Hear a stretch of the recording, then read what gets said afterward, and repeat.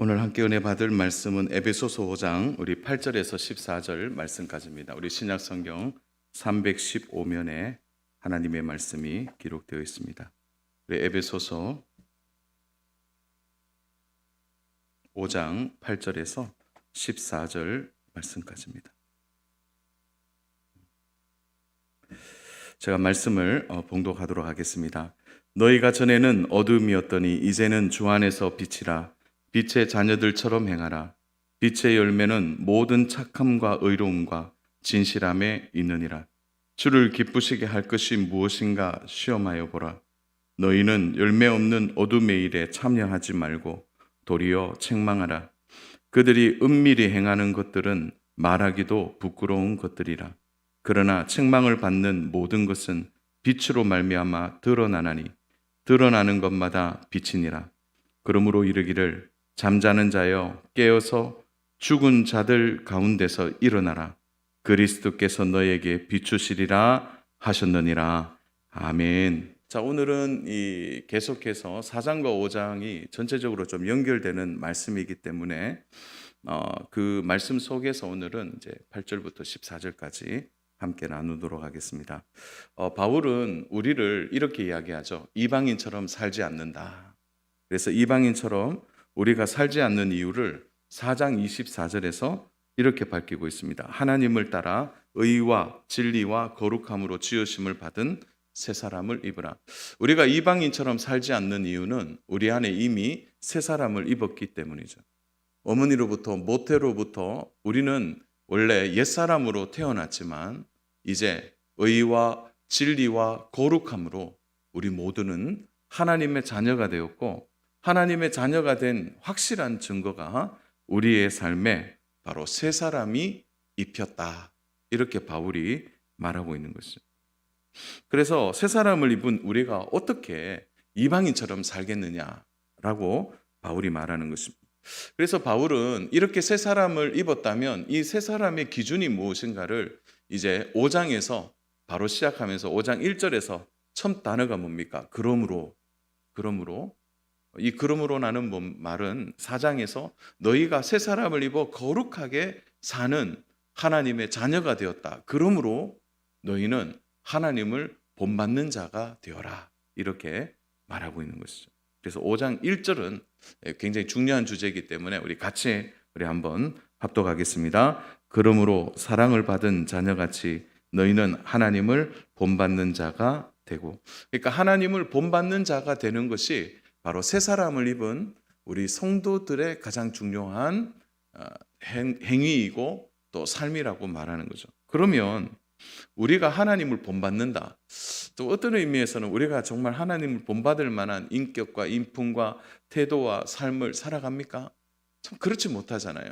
그래서 여기서 하나님을 본받는 자가 된다라는 의미는 우리 지난 시간에 함께 나누었죠. 그것은 하나님의 사랑에 눈을 뜨는 것이다. 그래서 우리가 하나님을 본받는다 이 말은 무엇이죠? 하나님의 사랑이 어떤지를 깨닫는 것입니다. 하나님의 사랑을 아는 것이죠. 하나님의 사랑에 눈을 뜨는 것입니다. 그렇게 하나님의 사랑을 바로 알게 되면 어떻게 됩니까? 2절에서 말하는 것처럼 자신을 직접 버리신 그 예수님의 사랑을 깨닫게 되는 것이죠. 그리고 그 사랑을 알기 때문에 어떻게 하든지 그 사랑을 실천하려고 하는 마음의 태도를 갖게 된다는 것이죠. 그래서 나와 관계 있는 사람들을 예수님이 자기를 버리사 사랑한 것처럼, 우리도 그 사랑 안에 들어가게 되는 것입니다. 그래서 참 이 사랑의 적극적인 태도를 가지게 되는 것이죠. 그래서 우리가 사랑하는 태도를 갖게 될 때 우리 안에 지난 시간에 두 가지를 크게 얘기했잖아요. 그것은 바로 무엇입니까? 적극적인 사랑의 태도를 가지는 거죠. 적극적인 사랑의 태도가 뭡니까? 3절에서 언급하는 것처럼 음행하지 않는 것, 더러운 것을, 탐욕을 아예 이름조차 말하지 않는 것. 그래서 우리가 적극적인 사랑의 태도는 결국 부부라는 관계 안에서 이루어지는 것이지 이 부부의 관계를 떠나는 모든 것은 다 음행이라고.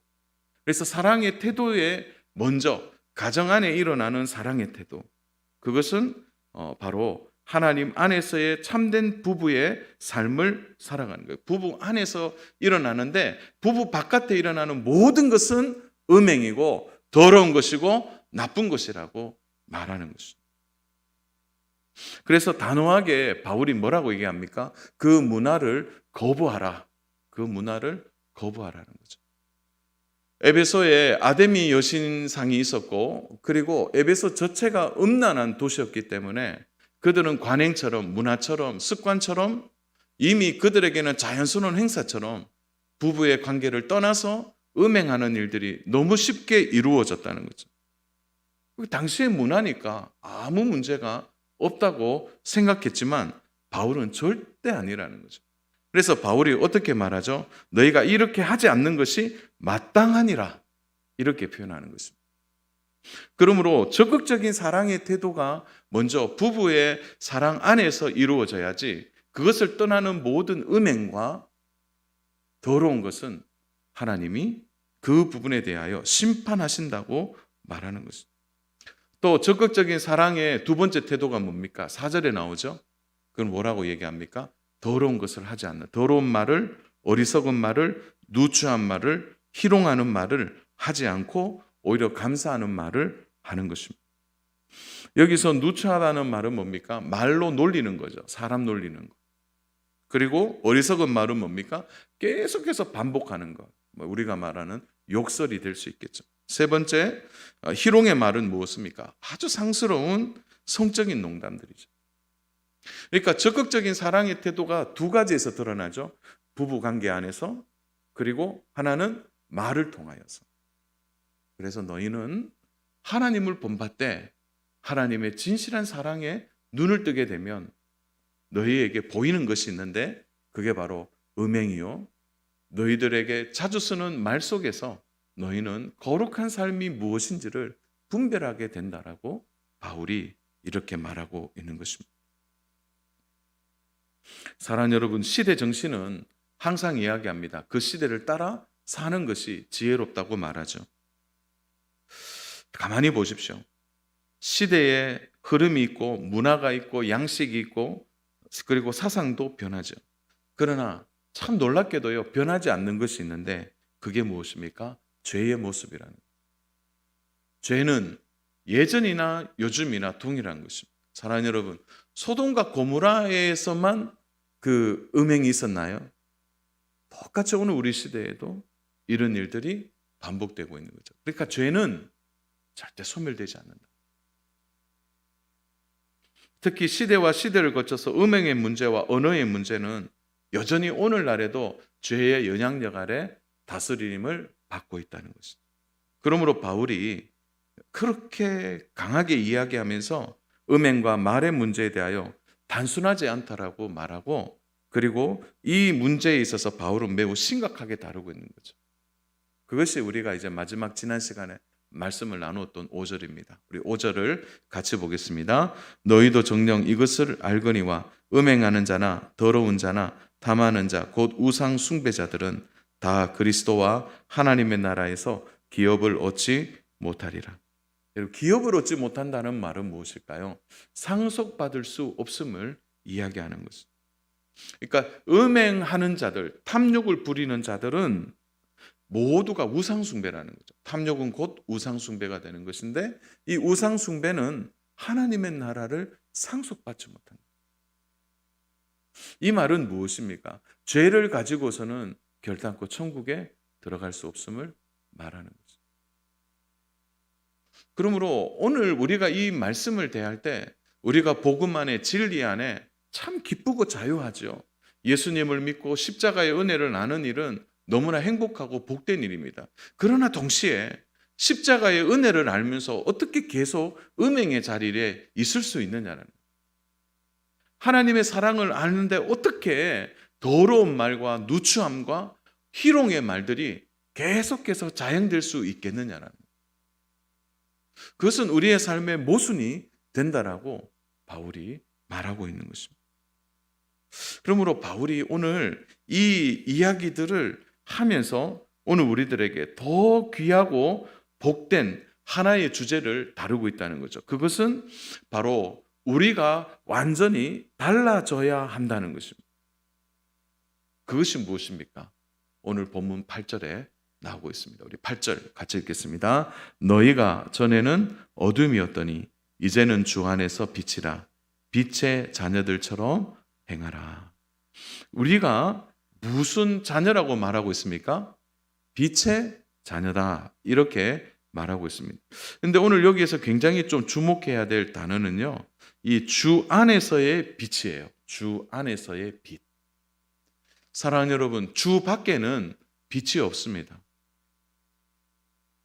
주 바깥에는 빛이 없는 거죠. 그러면은 주님을 떠나면 그 빛이 아니라 어디에 있는 것입니까? 우리 8절에 보니까 어둠에 있었다는 거예요. 우리는 본질상 진노의 자녀들이었습니다. 우리가 진노의 자녀로 있었을 때는 우리가 하나님 안에 있지 않았다는 거죠. 그래서 우리는 원래 바깥 어두운 데 있었던 자들이라고 말하고 있는 것입니다. 그래서 그리스도인들의 정체성을 이야기할 때 좀 복잡해요. 그리스도인의 정체성 하니까 이게 무슨 말인가 하는데, 굉장히 성도 이렇게 말하면 간단하게 한마디로 얘기하면 우리는 빛의 자녀라는 거죠. 빛의 자녀라는 거죠. 그래서 우리가 빛의 자녀로서 우리는 우리의 삶에 있어서의 우리가 누구인가를 확실한 위치 속에서 알 수 있음을 말하고 있는 거죠. 그래서 바울은 이전까지 계속 뭐라고 했습니까? 하지 마라. 너 음행하지 마. 더러운 말을 하지 말라.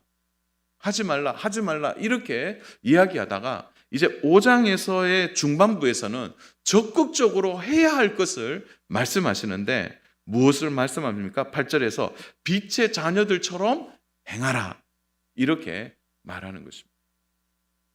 이전에는 하지 말라라고 모든 것이 주제였다면 이제는 하라. 적극적으로 할 것에 대하여 말씀하는 것입니다.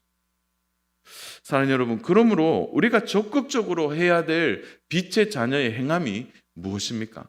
오늘 좀 그 부분을 좀 짧게 말씀을 통해 함께 나누었으면 좋겠습니다. 자, 오늘 그러면 우리가 빛의 자녀들처럼 행할 때 첫 번째로 우리가 빛의 자녀로서 나타나는 것이 하나 있는데요.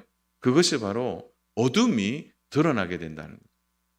우리가 빛의 자녀로 서고 우리가 빛의 자녀로 딱 살아가는 순간에 우리에게 가장 중요한 것이 분별돼요. 그게 무엇입니까? 어둠을 알게 된다는 거죠. 어둠이라는 주제입니다. 사실 이 어둠이라는 주제는 죄와 동일한 단어이죠. 죄, 어둠이 같은 단어입니다. 어둠과 반대고 대조를 이루는 것이 오늘 8절에서는 빛이라고 소개하는 것이죠. 사랑하는 여러분, 그러므로 어둠과 빛이 함께 공존할 수가 없습니다. 왜냐하면 빛이 들어오는 순간 어둠이 사라지기 때문입니다. 이것은 다르게 말해서 빛이 사라지면 어둠이 그 자리를 차지하는 것과 같은 것입니다. 우리가 거룩한 삶을 살아갈 때 우리 안에 일어나는 영적 자각이 무엇입니까? 바로 죄를 알게 된다는 거예요. 사랑하는 여러분, 우리가 예수님을 믿고 가장 큰 변화가 뭐냐면 죄가 무엇인지를 아는 것입니다. 죄가 어떤 것인지를 깨닫게 되는 거예요. 죄가 얼마나 무서운지를 보게 되는 거예요. 죄는 우리를 어떻게 하는 것입니까?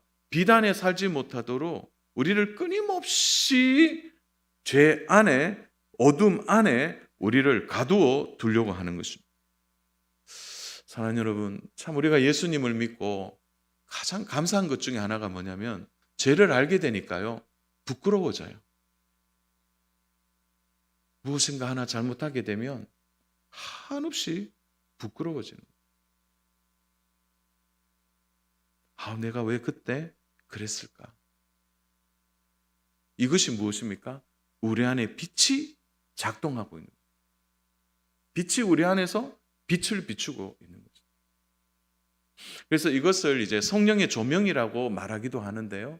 더 우리의 마음에 빛이 임할 때 오는 죄에 대한 우리의 태도가 분명해지는 거예요.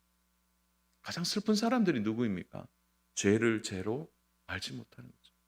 왜 그렇습니까? 이 빛이라는 것은 영적 자각이 일어날 수 있도록 만드는 동기인데 그 빛이 주 안에서만 작동되기 때문에 주 바깥에서는 빛이 없는 것입니다.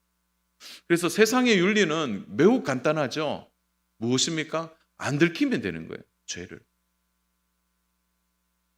그러나 우리는 들켰느냐 안 들켰느냐가 중요하잖아요. 왜 그렇습니까? 죄를 죄라고 말하기 때문에. 그러므로 오늘 여기에서 적극적으로 빛의 자녀들처럼 행하라는 것은 우리에게 영적 자각이 있음을 의미하는 것입니다. 사랑하는 여러분, 하나님을 믿고 우리가 하나님의 자녀가 되는 순간 하나님 우리에게 주신 복된 선물 중에 하나가 무엇입니까? 죄를 깨닫게 되는 거죠. 죄를 알게 되는 것입니다. 어제 이렇게 그 가정 예배를 드리면서 이제 물어봤어요. 우리가 왜 천국에 가는지. 참 이게 부모로서 자녀들에게 이런 질문하는 것이 계속 반복됩니다. 잊어버릴만 하면 또 얘기하고 또 얘기하고 또 얘기해요. 그러니까 왜 우리가 천국 가죠? 이렇게 질문하자 이제 답을 하는 거죠. 우리가 죄인이기 때문에. 그래서 예수님이 나의 죄를 대신해서 십자가에 죽으셨다. 그 어린애가 그 죄를 지으면 얼마나 많이 지었겠어요. 그런데 그렇게 죄라는 것을 고백하는 것이 무엇입니까? 죄에 대한 영적 자각이 있는 거죠. 죄를 가지고서는 결코 천국에 갈 수 없음을 아는 것입니다. 그냥 아는 것이 아니라 바로 빛이신 주님이 가르쳐 주신 것이기 때문에 오늘 예배하는 귀한 우리 한 분 한 분의 마음에도 이 영적 자각, 영적 빛이 있어서 우리가 죄를 깨닫고 우리가 빛의 자녀로 살아가는 삶이 얼마나 중요한지를 아는, 그래서 절대 우리는 모호하게 살 수 없습니다. 죄를 죄라고 말하는, 아닌 것을 아니라고 말할 수 있는 이 빛의 자녀로 우리가 하나님 앞에 서 있는 것이 얼마나 귀하고 복된 일인지 모릅니다. 사랑하는 여러분, 우리가 예수님을 믿는 순간 우리는 모두가 빛의 지배를 받는 줄로 믿습니다. 그러니까 빛의 지배를 받기 때문에 우리가 더 이상 어두운 가운데 거하지 않게 되는 거죠. 우리 8절에서 보면 어둠이더니라는 단어가 나오는데요. 이 어둠이더니 하는 이 더니라는 단어가 에테라는 단어인데요. 이거는 미완료형으로 쓰였습니다. 그러므로 빛 가운데 들어와서 빛의 지배를 받지 않는 사람은 어떻게 하는가? 계속 거기 안에서 머무는 거죠. 어둠 안에서. 빠져나올 수가 없는 거예요. 나의 선행이나 나의 노력으로 어둠에서 빛으로 절대 옮길 수가 없어요. 빛은 주 안에서만 가능한 것입니다. 너무나 끔찍한 일이죠. 그러므로 우리가 빛 가운데 있다는 것이 얼마나 은혜요, 축복인지 모릅니다. 그런 의미에서 이 빛 가운데에 우리가 새로운 관계 속에 들어가서 빛의 자녀가 되었고, 우리가 이 빛의 자녀가 됨으로 인하여서 우리 안에 이 복된 것이 드러나게 되죠. 그것이 바로 그 옳고 그름을 깨닫는 분별력이 확실하게 생긴 것입니다. 또 하나, 이 빛의 자녀가 되었을 때 우리 안에 오는 열매들이 있다는 거죠. 그래서 바울은 적극적으로 하라 이렇게 말하는 데서는 우리가 빛의 자녀로서 하나님이 빛의 자녀에게 주는 선물을 너희가 적극적으로 행할 것을 당부하는 것입니다. 그것이 바로 오늘 본문에 나와 있는 10절입니다. 우리 10절 한번 보십시오. 우리 9절입니다. 9절. 자, 우리 9절 같이 읽겠습니다. 빛의 열매는 모든 착함과 의로움과 진실함에 있느니라. 자, 빛의 자녀로서의 태도를 가질 때 그 빛이 만들어내는 열매가 뭐라고 말합니까? 착함과 의로움과 진실함이죠. 그런데 여기 성경이 우리 한글에서는 착하다, 의롭다, 진실하다 하니까 이게 굉장히 좀 이렇게 와닿질 않아요. 그런데 이 모든 것이 원문에는 어떻게 표현되고 있냐면 한 인격 안에 나오는 것으로 표현돼요. 그러니까 착하다 이 말은 그저 우리가 순하다, 그리고 뭐 착한 사람이다 이런 이게 아니라 바로 빛의 자녀의 인격에서 나오는 선함을 이야기하는 거죠. 그래서 계속해서 뭘 추구하는 것입니까? 선한 행위에 대하여 그 좋아하고 기대하고 따르려고 하는 마음, 그 인격이 바로 착함이라는 거죠. 동시에 또 하나 인격이 뭘로 나타납니까? 의로움으로 나타나는 거죠. 의롭다는 것은 무엇입니까? 공정하고 바른 것을 추구하려고 하는 마음, 그 인격을 이야기하는 것이고요. 진실함은 무엇입니까? 거짓 자체를 미워하는 인격을 말하는 것입니다.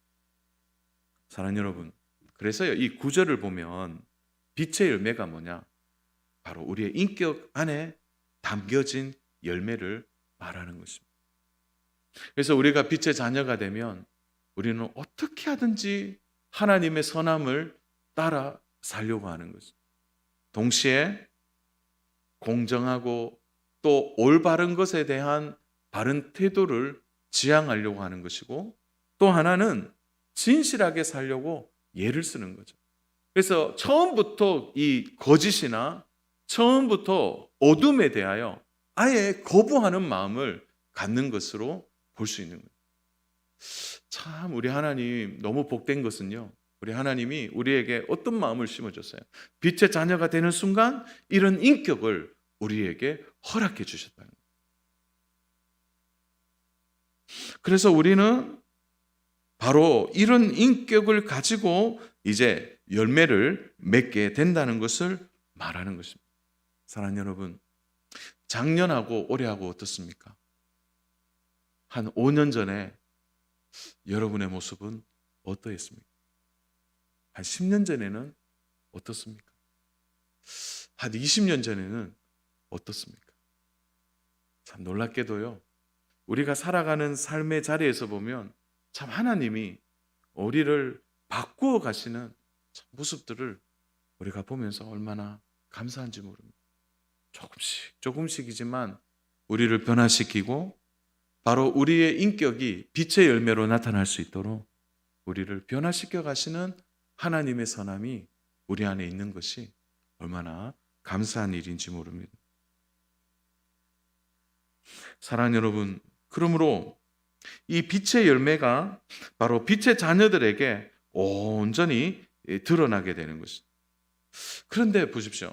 이 빛의 자녀들은 이런 일이 있지만 빛의 자녀가 아닌 자들에게는 어떤 일이 일어난다고 말합니까? 11절을 보십시오. 11절 우리 같이 한번 보겠습니다. 너희는 열매 없는 어둠의 일에 참여하지 말고 도리어 책망하라. 이 말은 무엇인가 하면 어둠에 있는 자들은 결코 열매를 맺을 수 없다는 거죠. 그래서 11절에 보면 열매 없는 어둠의 일. 사랑하는 여러분, 어둠도 열매를 맺는 것처럼 보여요. 왜냐하면 불의를 행하고 또 자신의 탐심과 욕심을 따라서 살아갈 때 그 살아가는 삶에도 보면 열매가 맺히기도 해요. 그러나 결국 그 모든 것은 열매 없음으로 끝나게 된다는 거예요. 손에 쥐는 것 같으나 손에 절대 쥐를 수가 없다는 거예요. 모든 것을 가진 것 같으나 가질 수 없음을 이야기하게 되는 것입니다. 왜 그렇습니까? 그 모든 일이 어둠의 일이 되기 때문입니다. 어둠의 일은 결코 열매를 맺을 수 없는 것입니다. 무익한 일만 만들어낼 뿐이고 어둠의 일에는 절대 선한 빛의 열매가 나타날 수 없는 것입니다. 왜 그런가요? 12절을 한번 보십시오. 12절. 그들이 은밀히 행하는 것들은 말하기도 부끄러운 것들이라. 그들이 사실은 열매를 맺는 것 같지만 그것은 다 부끄러운 일이 된다는 거죠. 사랑하는 여러분, 죄가 가지는 가장 큰 특징은 무엇입니까? 바로 은밀하다는 거죠. 은밀한. 빛에 들어가지 않는 곳, 죄를 짓는 곳에는 밝은 곳이 없는 것입니다. 다 은밀하고 어두운 것이죠. 그래서 밤이라는 주제가 부끄러운 것입니다. 이런 자들에게는 결코 빛의 열매가 맺을 수 없는 것을 말하는 것입니다. 사랑하는 여러분, 참 우리가 빛의 자녀가 되어서 우리 삶에 나타나는 경향이 무엇입니까? 어두운 것을 싫어하게 됩니다. 밝은 것을 좋아하고 깨끗한 것을 좋아하고 참된 것을 좋아하는 거예요. 왜 그렇습니까?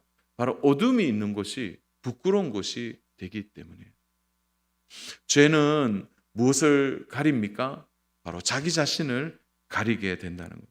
절대 음행이나 어둠의 일은 그 자신을 숨기고 은폐해서 결코 드러나지 않도록 하는 것입니다. 그러나 빛이 들어왔을 때 그들이 드러나는 그것으로 얼마나 부끄러움을 당할 수 있다는 것을 우리는 기억해야 하는 것이죠. 그러므로 바울이 그러한 자들을 책망하라고 말씀하는 것입니다. 우리 13절 보십시오.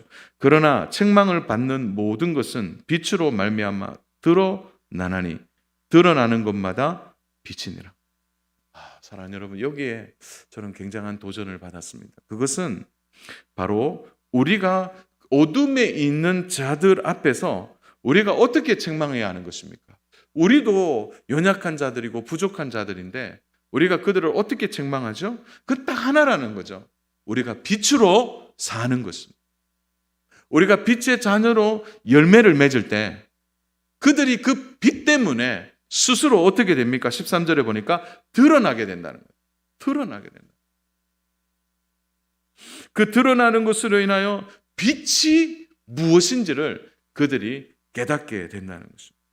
그러므로 사랑하는 여러분, 우리가 빛의 자녀로 적극적으로 살아간다라는 삶이 무엇입니까? 우리가 굳이 그들을 만나서 너 이거 죄입니다 라고 책망하지 않아도 우리가 빛의 자녀로 살아서 거룩함과 진실함과 그 선한 것을 추구하는 우리의 모습이 그들에게 비춰질 때 그들은 결국 부끄러움을 당하게 되는 거예요. 왜 그렇습니까? 빛이 어둠을 드러내기 때문에. 사랑하는 여러분, 우리가 살아가는 사회는 죄에 대하여 너무 관대한 것이죠. 그냥 잘 은폐하면 된다고 말하는 것입니다. 그러나 정말 빛이 오면 괜찮은 것입니까?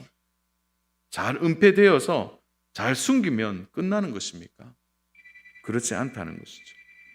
그러므로 감추고 속이는 오늘 이 세상 속에서 빛의 자녀로 열매를 맺는 일은 얼마나 중요한 일인지 모릅니다. 그러므로 사랑하는 여러분, 우리가 이 땅을 살아가는 삶의 가장 큰 목적은 무엇입니까?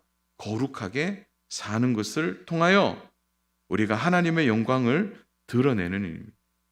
그래서 오늘 바울이 결론을 말하고 있는 것입니다. 우리 10절 보겠습니다. 오늘의 결론입니다. 우리 같이 보겠습니다. 주를 기쁘시게 할 것이 무엇인가 시험하여 보라. 이 말은 뭐냐면 진짜 시험하라 이런 뜻이 아니라 너희가 빛의 자녀로 살아가게 되면 그 너희의 삶의 빛의 열매가 드러날 때 하나님이 너희들을 통하여 어떻게 하시는지를 보라는 거죠. 그러니까 잘못 오해하면 하나님 내가 이렇게 사는데 하나님 한번 내가 이렇게 살면 하나님 이렇게 하셔야 돼요. 이게 아니라는 거죠. 우리가 그냥 빛의 자녀로 살아가게 될 때 하나님이 우리의 삶에 어떻게 개입하시고 어떻게 우리를 도와주시는지를 보라는 것입니다. 그래서 하나님이 규명해 주신다는 것입니다. 그러므로 사랑하는 여러분, 우리가 참 오늘날 거룩하게 사는 것이 참 쉽지 않고 정직하게 사는 것, 때로는 손해가 참 많은 세상입니다. 왜 굳이 그렇게 불편하게 사느냐?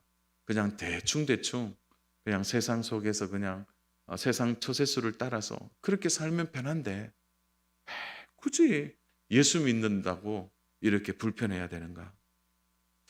사랑하는 여러분, 우리가 그렇게 살아야 될 이유는 우리가 바로 빛의 자녀이기 때문입니다. 그러므로 우리가 빛의 자녀로 사는 일은 결코 손해가 아닙니다. 왜 그렇습니까?